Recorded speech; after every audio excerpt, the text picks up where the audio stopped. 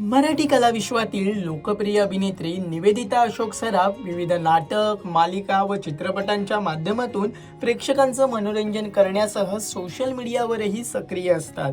त्या अनेकदा त्यांच्या कुटुंबियांसोबतचे फोटोज व व्हिडिओज, विविध किस्से आणि आठवणी सोशल मीडियाच्या माध्यमातून शेअर करतात.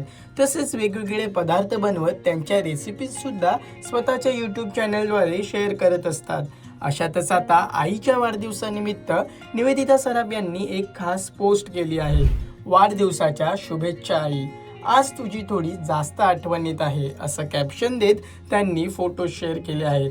प्रेक्षक हो, निवेदिता सराफ यांच्या आई विमल जोशी स्वतः एक अभिनेत्री होत्या. त्यामुळे निवेदिता जोशी सराफ यांना अभिनयाचं बाळकडू घरातूनच मिळालं. एकंदरीत आईच्या सानिध्यात राहून त्या कशा प्रकारे घडत गेल्या याबाबत त्यांनी स्वतः लोकमत फिल्मीच्या नो फिल्टर कार्यक्रमात सांगत विविध आठवणींना उजाळा दिला आहे. माझी आई विमल जोशी ती ऑल इंडिया रेडिओवरती जवळजवळ 35-37 वर्ष, ऑलमोस्ट 40 इयर्स तिने नोकरी केली. तेव्हा ते माध्यमच म्हणजे फक्त सिनेमा आणि रेडिओ ही दोनच माध्यमं होती. नाटक पण होतं, पण रेडिओ सगळ्यांना जवळचं माध्यम आहे. जसं टी व्ही होतं तसं, कारण सिनेमासाठी जाऊन उठून बघायला जावं लागायचं, नाटकासाठी पण रेडिओ घरी काम करता करता बायका ऐकायच्या, संध्याकाळी पुरुष घरी आले की ऐकायचे. तर सर्वात जवळचं माध्यम लोकांना तेव्हा रेडिओ हे वाटायचं. माझी आई रेडिओवरती कामगार सभा, वनिता मंडळ म्हणजे लीलावती भागवत, भारा भागवतांच्या पत्नी, त्या स्वतः वाहिनीवर अस्मिता वाहिनी नाही, आपलं नॉर्मल एकच होतं ना, आकाशवाणी. बॉम्बे बी म्हणायचं, पण मुंबई ब, पूर्वीचं मुंबई मराठी, आणि नंतर ते अस्मिता वाहिनीमध्ये, पण ते नंतर खूप नंतर I am talking about 70s 67, म्हणजे माझा जन्म 63 सालचा. सो 60 म्हणजे किती 70च्या आसपास मी सुरुवात केली. तेव्हा 70च्या वेळेला माझी आई नोकरी करत होती ऑल इंडिया रेडिओवरती, माझ्या जन्माच्या पासूनच इन नव्हे. आणि गंमत जम्मतमध्ये ती करायची आणि तिचं खूप फेमस होतं वनिता मंडळ, ताई आणि माई. म्हणजे त्या काळातल्या तुझी आई वगैरे ज्यांनी, त्यांना ते खूप जवळचं होतं. त्यात पुन्हा प्रपंच नावाची एक नभोनाट्य असायचं, ज्या काही रोजच्या हेडलाईन्स आहेत वगैरे त्याच्यावरती भाष्य केलेलं असायचं. त्याच्यामध्ये बाळ कुर्तडकर, नीलम प्रभू, माझी आई आणि प्रभाकर जोशी असे त्या चौघांचा तो संवाद नेहमी असायचा. आणि रेडिओ हेच तेव्हाचं प्रभावी माध्यम होतं. तर तेव्हा कसं रेकॉर्डिंग पण त्यांना करावं लागायचं, त्याचं जे स्क्रिप्टिंग असेल ते पण तेच लिहायचे.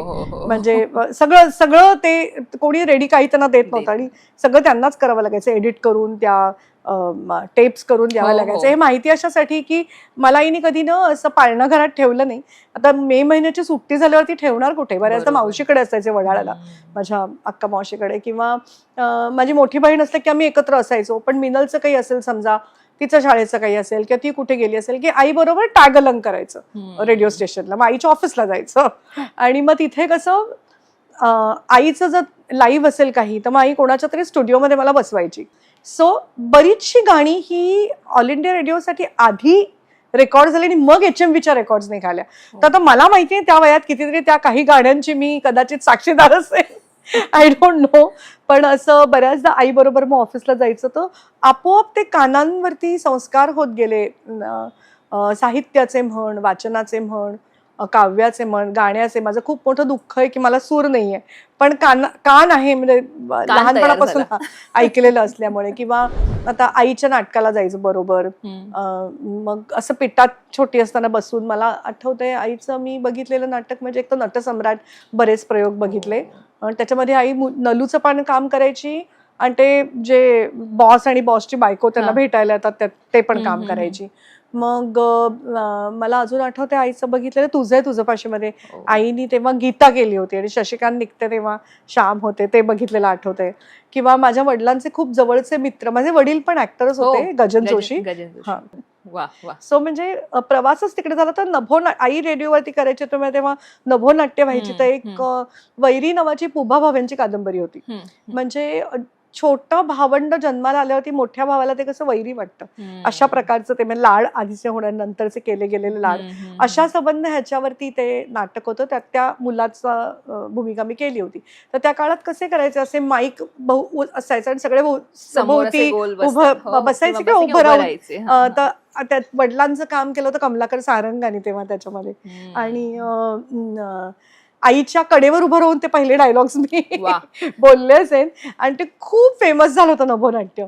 त्यानंतर अजून एक मी नभोनाट्य केलं होतं अनिलचा देव म्हणून, की एक छोटा मुलगा देवाला शोधायला निघतो आणि त्याची ती अशी जर्नी दाखवली होती त्याच्यामध्ये आणि ते नभोनाट्य पण खूप गाजलं होतं. प्रेक्षक हो, हा व्हिडिओ तुम्हाला कसा वाटला आणि निवेदिता सराफ यांनी साकारलेली तुमची आवडती भूमिका कोणती हे आम्हाला कमेंट करून नक्की कळवा. आणि मनोरंजन क्षेत्रातील महत्त्वाच्या घडामोडी जाणून घेण्यासाठी लोकमत फिल्मीला सबस्क्राईब करायला विसरू नका. पाहत रहा लोकमत फिल्मी.